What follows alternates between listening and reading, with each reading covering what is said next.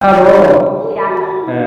ಅದು ಶಾಖ ತಲಕಾಡು ಬಳ್ಳಾರಿ ಮಾರಂಗಿ ಬಡವಾಗಿ ಮಹಾರಾಜ ಮಕ್ಕಿನ ತಮಿಳು ನಾನು ನಿಮ್ಮ simple farmer Kumar. Hi madam ಮೊನ್ನೆ ಎತ್ತಾನೆ ಇಲ್ಲಿ ವಿಡಿಯೋ ನೋಡು. ಹಾ ನಮಿತ್ ಅಲ್ಲಿ ಅಕ್ಕ ಹಾಯ್ ಮಾಡು.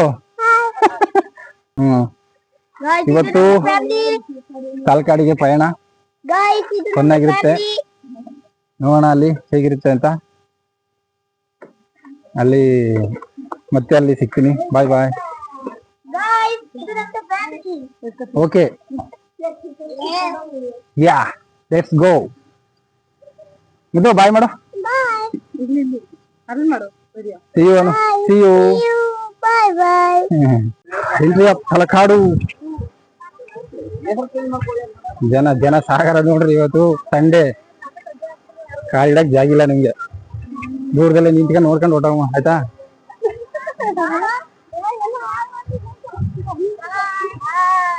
ಹಾಯ್, ಎಲ್ಲಿಗೆ ಬಂದಿದ್ದೀರಾ?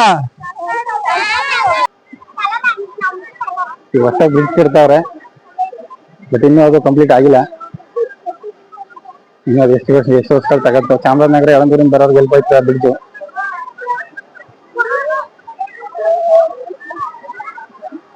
ನೋಡಿ ಸಂಡೇ ಬಜಾರ್ ತರ ಆಗ್ಬಿಟ್ಟೈತೆ. ಎಲ್ಲಿ ನೋಡಿದ್ರು ಬರೀ ಜನ. ಇಲ್ಲಿ ಎಂಜಾಯ್ ಮಾಡ್ತೀವೋ ಅಥವಾ ನೋಡ್ತಾ ನಿಂತ್ಕೋಬೇಕೋ ಗೊತ್ತಿಲ್ಲ. ವೀಕೆಂಡ್ ಆಗಿರೋದ್ರಿಂದ ಎಲ್ಲ ಕಡೆನೂ ಯಾವುದೇ ಪ್ರವಾಸಿ ತಾಣಗಳಿಗೆ ಹೋದ್ರೂ ಜನ ಜಾಸ್ತಿ ಇರ್ತಾರೆ. ರಶ್ ಅಂತೂ ತುಂಬ ಇರುತ್ತೆ. ಸೊ ಏನು ಮಾಡೋಕ್ಕಾಗಲ್ಲ, ರಜೆಗಳಿರೋದ್ರಿಂದ.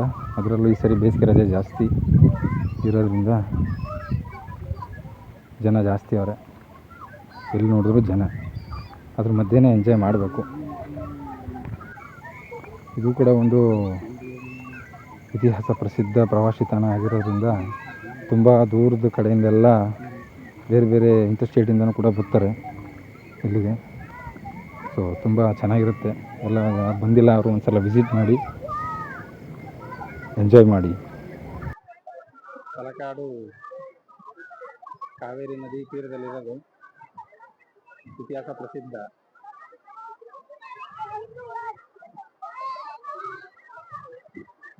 ಇನ್ನು ದೇವಸ್ಥಾನಗಳಿಗೆ ಹೋಗಿಲ್ಲ,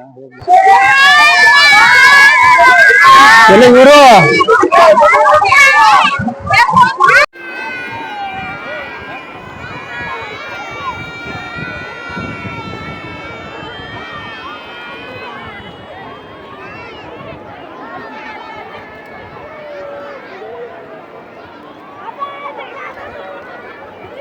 ಬಾಹುಬಲಿ.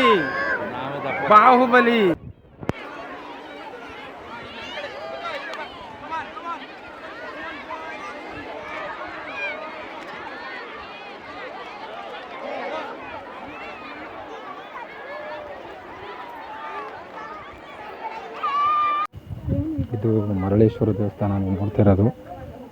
ಇದು ಕೂಡ ಫಸ್ಟ್ ಸಿಗೋ ದೇವಸ್ಥಾನ ಇದು.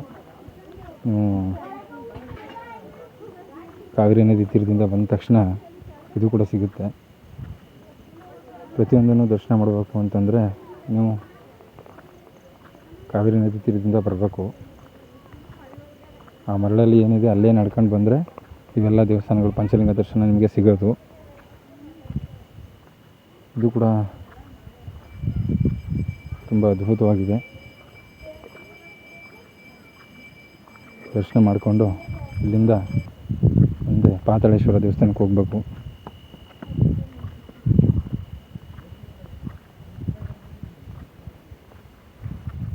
ಬಹಳ ಸುಂದರವಾದ ದೇವಸ್ಥಾನಗಳು ಪ್ರತಿಯೊಂದು. ಎಲ್ಲನೂ ವೀಕ್ಷಣೆ ಮಾಡಿ ಬರೋರು ಯಾವುದನ್ನು ಕೂಡ ಮಿಸ್ ಮಾಡಬೇಡಿ ಪಂಚಲಿಂಗ ದರ್ಶನನ.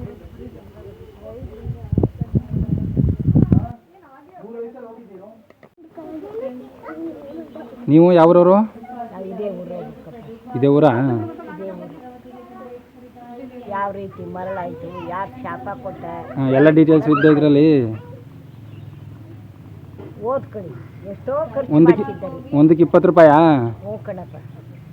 ಅವರು ನಮ್ಗೆ ಲೆಕ್ಕ ಮಾಡಾಕ್ತಾರೆ. ಹಾಂ ಪುಸ್ತಕ ಮಾರಿದ್ರೆ 7 ರೂಪಾಯಿ ಕೊಡ್ತಾರೆ. ನಿಮ್ಗೆ 7 ರೂಪಾಯಿ ಸಿಗುತ್ತೆ ಒಂದು ಬುಕ್ಕಿಗೆ? ಅಷ್ಟೇ ಕಪ್ಪ, ಹ್ಞೂ ಮಾರ್ದಷ್ಟು ಮಾರ್ದೆ. ಎಷ್ಟು ವರ್ಷದಿಂದ ಮಾಡ್ತಾ ಇದ್ದೀರಿ? ನಾವು 30 ವರ್ಷದಿಂದ ಮಾಡ್ತೀವಿ. 30 ವರ್ಷದಿಂದ ಮಾಡ್ತಾ ಇದ್ದೀರಾ? ಆಗ ಈಗ ದೊಡ್ಡ ಮೊಬೈಲ್ ಬರೋಕ್ಕೂ ಮುಂಚೆ ಚೆನ್ನಾಗಿ ಖರ್ಚಾಯ್ತಿತ್ತು. ಏನು ಬರೋಕ್ಕೂ ಮುಂಚೆ? ಅದೇ ಮೊಬೈಲ್ ಬರೋಕ್ಕೂ ಮುಂಚೆ. ಈಗ ಇದು ಬಂದ ಮೇಲೆ ಎಲ್ಲ ಅಲ್ಲೇ ಓದ್ಕೋತಾರೆ, ಬುಕ್ ಯಾರು ಓದಲ್ಲ ಅಂತ ನೀವು ಹೇಳ್ತಿರೋದು ಅಲ್ವಾ? ಹ್ಞೂ ಯಾರೋ ಅಪರೂಪ ಮೊಬೈಲ್ ಆ್ಯಡ್ ಮಾಡ್ಕೊತಾರ ಮಾತಾಡಿ ಮಾತಾಡಿ ಕರೆಕ್ಟ್ ಆಗಿ ಮಾತಾಡ್ರಿ. ಶನಿವಾರ ಭಾನುವಾರ ಮಾತ್ರ ಜಾಸ್ತಿ ಜನ ಬರೋದಾ? ಹಾಂ ಎರಡೇ ದಿವಸ, ಬೇರೆ ದಿನ ವ್ಯಾಪಾರನೇ ಆಗಲ್ಲ. ಇಲ್ಲ ಇದು ಓದೋರು ಕಮ್ಮಿ ಅಂತ ಹೇಳ್ತಿರೋದು ನೀವು? ಅಪ್ಪ ಅಪರೂಪ.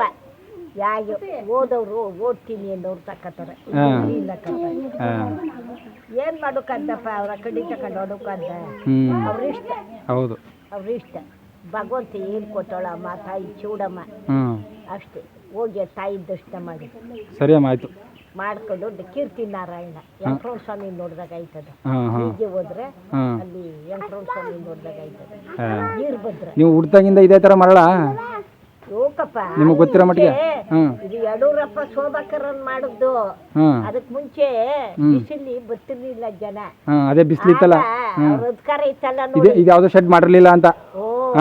ಆಗ ಅವರು ಅಧಿಕಾರ ಇದ್ದಾಗ ಯಡೂರಪ್ಪನ ಶೋಭಾಕರನ್ ಒಳತೆಯಿಂದ ಬಂದ್ರೆ ಇಲ್ಲ ಬರ್ರಿ, ವೀರಭದ್ರ ಸ್ವಾಮಿ ಗುಡಿತ ಒತ್ತಿದ್ರೆ ಇಲ್ಲ ಒಂದ್ ರೌಂಡ್ ಒಳಗ್ ಕಡ್ಬೋದ್ರ ಬರೀ ಕಾಡು. ಯಾಕವ್ ನೋಡು, ಮರ ನೀಲ್ಗಿರಿ ಮರ, ನೀಲ್ಗಿರಿ ಮರ. ಯಾವ ಜಾಗ ಅಂತ ಬರೋಕಾಗ್ದು. ಹಿಂದಕ್ಕೆ ಹೋದವ್ರು ಮುಂದಕ್ಕೆ ಬರೋಕಾಗಲ್ಲ. 1000 ಎಕರೆ ಆದ ಮಣ್ಣು, 1000 ಎಕರೆ ಇದ್ದು 1000 ಎಕರೆ ಸುತ್ತಮುತ್ತ ಇದೇ ತರ, ಸುತ್ತಮುತ್ತ ಎಲ್ಲ ಇದೇ ತರ ಇರೋದು. ಹೌದು, ತಲಕಾಡು ಸುತ್ತಮುತ್ತ ಆಗಿತ್ತು. ತುಂಬು ಹೊತ್ಕೊಂಡು ನೋಡಿ ಬೇರೆ ಸರ್ಕಾರದವ್ರು ಹಾಕಿಸ್ತಾರೆ. ಎಲ್ಲ ಕದ್ದು ಕದ್ದು ದಪ್ಪ ಮಣ್ಣು ಬೆರ್ತಿ ಮಾರ್ತಿದ್ರು. ಅದಕ್ಕೆ ಏನ್ ಮಾಡ್ಬಿಟ್ರು ನೋಡಿ, ಎಲ್ಲ ಗೇಟ್ ಹಾಕ್ಬಿಟ್ರು. ಆಮೇಲೆ ನೀಲಗಿರಿ ಬೇರು, ವಂಗ ಬೇರು ಕೊಟ್ಕಂತೆ ಸಫಾಯಿ ಆಯ್ತು. ಅದಕ್ಕೆ ಮುಂಚೆ ಬೆಳೀತಿತ್ತು ಈ ತಗಡು. ನಾವು ನೋಡಿದ ಮಟ್ಟಿಗೆ ತಗಡಿನ ಮಟ್ಟ ಇತ್ತು, ಈಗ ಗಿರ್ಕಂತಿತ್ತು. ಜನ ಯಾರು ಬರ್ತಿದ್ರಪ್ಪ? ಅವಾಗ ಯಾರು ಬರ್ತಿರ್ಲಿಲ್ಲ, ಯಾರು ಬರ್ತಿರ್ಲಿಲ್ಲ. ಈಗ 35 ವರ್ಷದಿಂದ 35 ವರ್ಷದಿಂದ ಜನವೇ ಇಲ್ಲ. ಈಗ ಜನ ಒಂದು 26 ವರ್ಷದಿಂದ ಜನ ಬರೋದು. ಅದಕ್ಕೆ ಮುಂಚೆ ಎಲ್ಲಿದ್ರು? ಇಲ್ಲೆಲ್ಲ ಬರೀ ಇದು ಹುಣಸೆ ಮರಗಳೇ ಇತ್ತು. ಗಿರ್ಕಂತಿತ್ತು, ಎದುರ್ಕಂತಿದ್ರು ಬರೋಕ.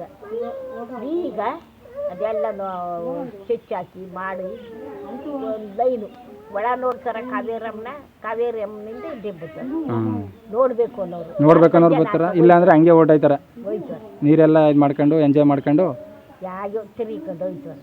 ಬೈಸ್ಕಲ್ ಮೋಟರ್ನವರು ಎಲ್ಲ ಕುದುರೆದಾಗ ಓಡ್ತಾರೆ. ಅದನ್ನು ನೋಡಬೇಕು ಅನ್ನೋ ಭಕ್ತರು ಬರ್ತಾರೆ. ಇಲ್ಲದೆ ರೀಲಕ್ಕಪ್ಪ ಏನು ಮಾಡೋದಪ್ಪ? ಇಲ್ದೇದಾಗಲಿ ದತ್ತು ಮಕ್ಳಿಗೆ ಆಯ್ತ, ಸ್ವಂತ ಮಕ್ಳಿಗೆ ಆಗಲ್ಲ. ಹಂಗೆ ಸ್ವಂತ ಮಕ್ಳಿಗೆ ಆಗಲ್ಲ, ದತ್ತು ಮಕ್ಳಿಗೆ ಮಗಳ ಮಕ್ಳು ತಕೊಂಡ್ ಸಾಕಬೇಕು. ಸ್ವಂತವ್ರಿಗೆ ಆಗಲ್ಲ. ಆಗೋದಿಲ್ಲ. ಹೆಣ್ಣೈತೆ ಆಯ್ತವ, ಗಂಡು ವಂಶ ಇಲ್ಲ. ಒಂದೇ ಒಂದು ಆಗೋದು. ಈಗ ಅದು ಶಾಪನ, ಅದು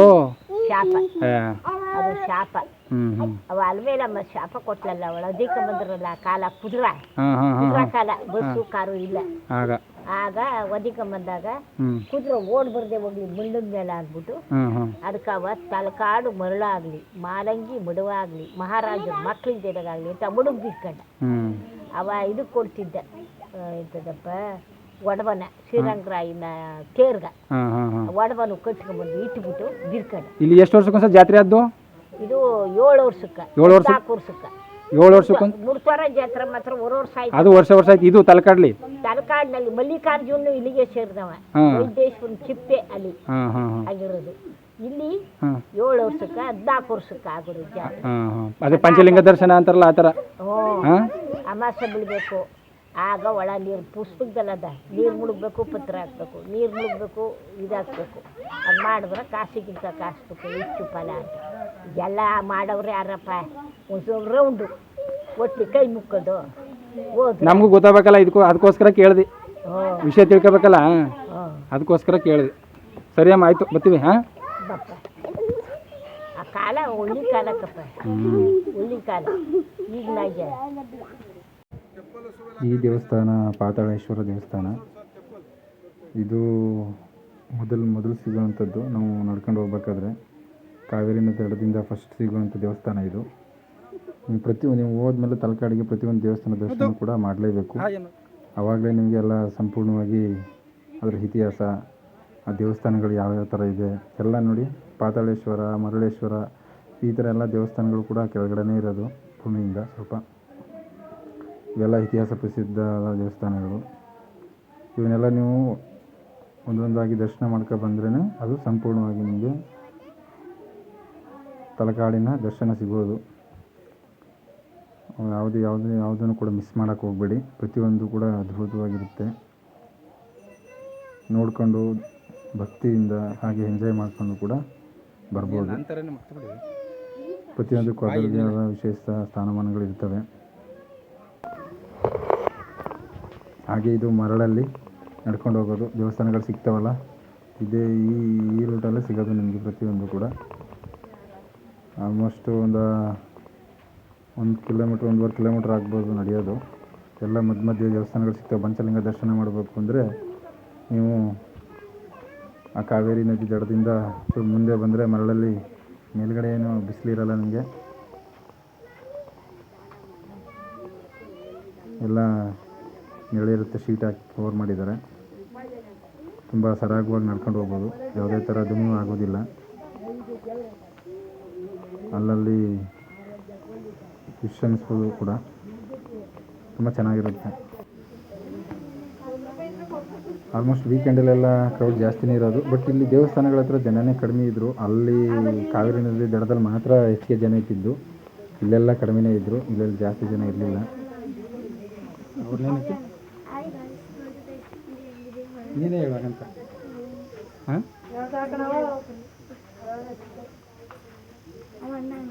ಈಗ ಒಂದು ದರ್ಶನ ಮಾಡಿದ್ವು.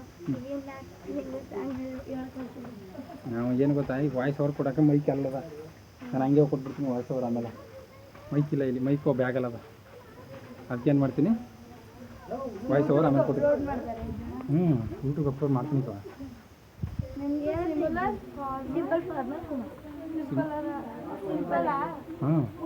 Simple farmer Kumar. ಇದು ಅರ್ಕೇಶ್ವರ ದೇವಸ್ಥಾನ. ತುಂಬ ಸುಂದರವಾದ ದೇವಸ್ಥಾನ ಇದು. ಇದಂತೂ ಮಿಸ್ ಮಾಡೋಕ್ಕೆ ಹೋಗಲೇಬೇಡಿ. ನೋಡಿ ಮೇಲ್ಗಡೆ ವ್ಯೂವಿಂದ ಹೆಂಗೆ ಕಾಣಿಸ್ತಾ ಇದೆ, ನಾವು ನಡ್ಕೊಬತ್ತೀವಲ್ಲ ಆ ವ್ಯೂವಿಂದ ಕಾಣಿಸ್ತಾ ಇರೋದು ಇದು. ತುಂಬ ಸುಂದರವಾಗಿದೆ. ಕೆತ್ತನೆಗಳು, ಇತಿಹಾಸ ಪ್ರಸಿದ್ಧ ದೇವಸ್ಥಾನ ಇದು. ಒಳಗಡೆ ದರ್ಶನ ಮಾಡ್ಕೊಂಡು ಬರ್ಬೋದು. ತುಂಬ ಚೆನ್ನಾಗಿದೆ ಮಾತ್ರ. ಇದನ್ನು ಕೂಡ ಮಿಸ್ ಮಾಡಬೇಡಿ. ಇದು 4ನೇದು. ದೊಡ್ಡ ಮಾಮಿ.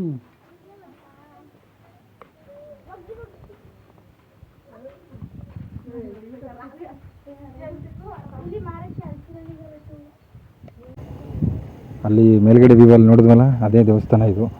ಎಷ್ಟು ಸುಂದರವಾಗಿ ಕಾಣಿಸ್ತಿದೆಯಲ್ಲ ಅಂತಂದ್ಮೇಲೆ ಅದೇ ದೇವಸ್ಥಾನ ಇವಾಗ ಬಂದಿರೋದು ನಾವು. ಇದಂತೂ ಮಿಸ್ ಮಾಡ್ಕೊಳ್ಳೇಬಾರ್ದು ನೀವು. ಅಷ್ಟು ಸುಂದರವಾಗಿದೆ ದೇವಸ್ಥಾನ. ತುಂಬ ಚೆನ್ನಾಗಿ ಕೆತ್ತನೆ ಆಗಿರಲಿ, ಆಗಿನ ಕಾಲದ ಕೆತ್ತನೆಗಳು ಯಾವ ಥರ ಇದೆ ಅಂತ ನೋಡೋಕ್ಕೆ ಈ ದೇವಸ್ಥಾನ ಮಿಸ್ ಮಾಡಲೇಬೇಡಿ.